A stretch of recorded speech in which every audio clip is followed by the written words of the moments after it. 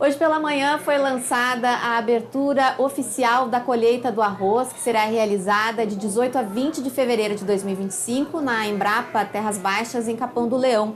E aqui comigo está o presidente da Federação dos Arrozeiros, das Associações de Arrozeiros do Rio Grande do Sul, a Federarroz, o Alexandre Velho. Vamos falar um pouquinho sobre esse lançamento que tem como tema Produção de Alimentos no Pampa Gaúcho, uma visão de futuro.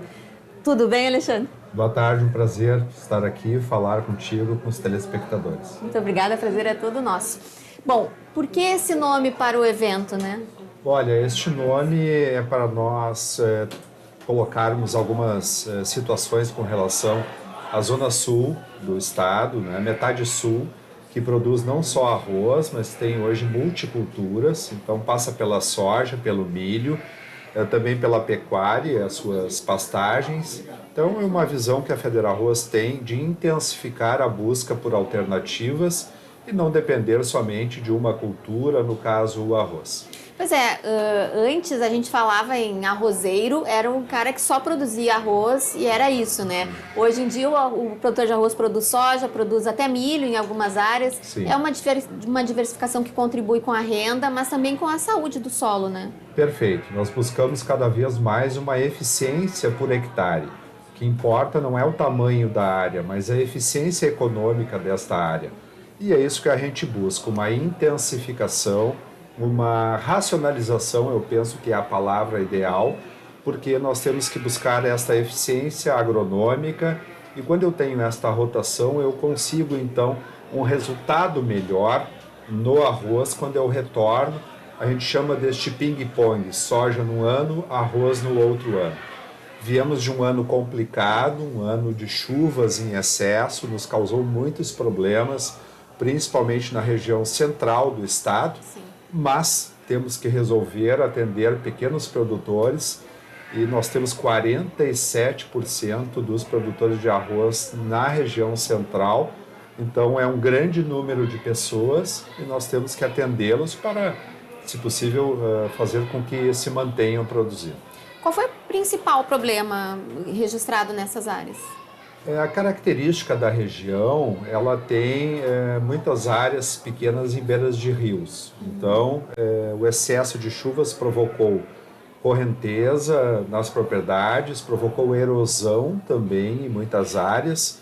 E como eu tenho como característica pequenas propriedades e muitas vezes, em função desta topografia, não tem alternativas naquela região, depende muito do arroz, não tem como plantar soja, por exemplo, em função principalmente de uma dificuldade de drenagem, eu tenho então uma dependência muito grande do arroz.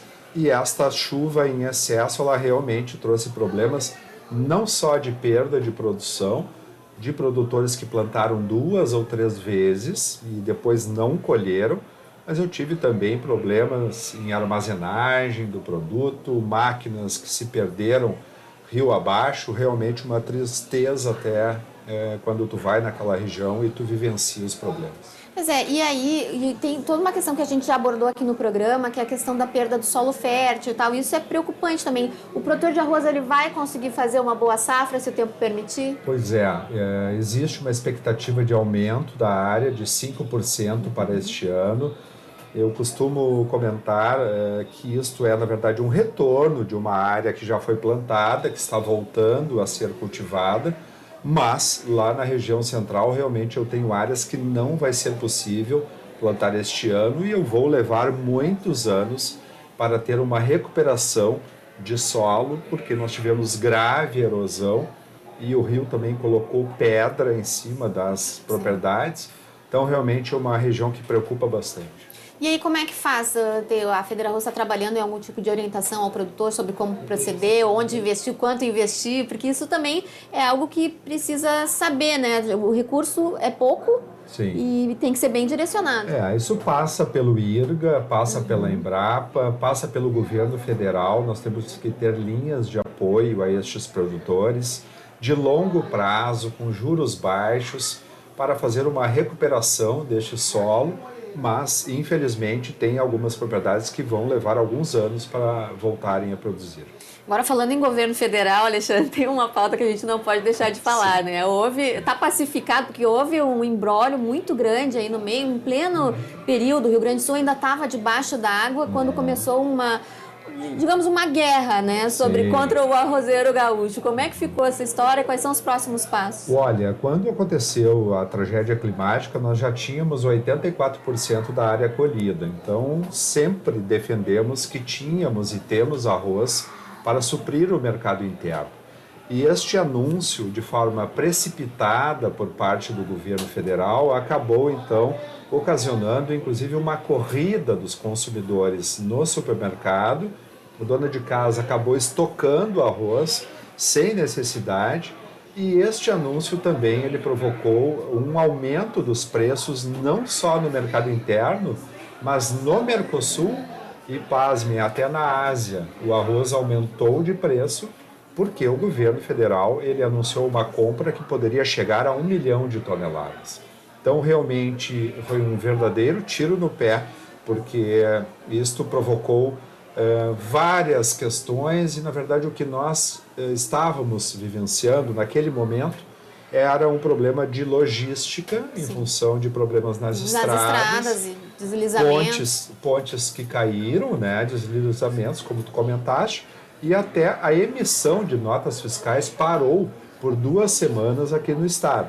Então foi isso que nós colocamos ao governo, tivemos, claro, que fazer uma negociação, mas também aproveitamos aí para conversar um pouco mais a fundo sobre o setor, porque realmente são muitas coisas que influenciam no mercado do arroz, não somente a questão aí da produção, mas o consumo, o mercado internacional, o câmbio que influencia na paridade com relação ao Mercosul. Enfim, eu tenho dito e repito, Thaís, que nós, produtores, nós não colocamos preço no nosso produto. Sim, ainda bem que estamos num programa especializado e todo mundo sabe do que estamos falando, né, Alexandre? Agora, só para a gente encerrar, falando um pouquinho sobre a programação da abertura da colheita do arroz, porque tem uma programação técnica tradicional bastante intensa e que o produtor pode aprender e até tirar muitos ensinamentos aí para as próximas safras. Perfeito. O maior insumo hoje, um dos mais importantes, é a informação. E a Federarroz, ela traz um evento técnico profissional, hoje a maior abertura de grãos do Brasil. No ano passado, a presença de 15 mil pessoas em 3 dias, de 20 estados brasileiros, de 14 países estiveram presentes na abertura. Então, realmente, isso mostra o tamanho hoje que a abertura tem. E temos várias atrações, como a Arena Digital, um espaço de inovação e tecnologia, também o espaço da indústria está lá, então o pós-colheita faz parte hoje da abertura, além de um roteiro técnico, porque hoje se tornou aí o maior dia de campo do Rio Grande do Sul.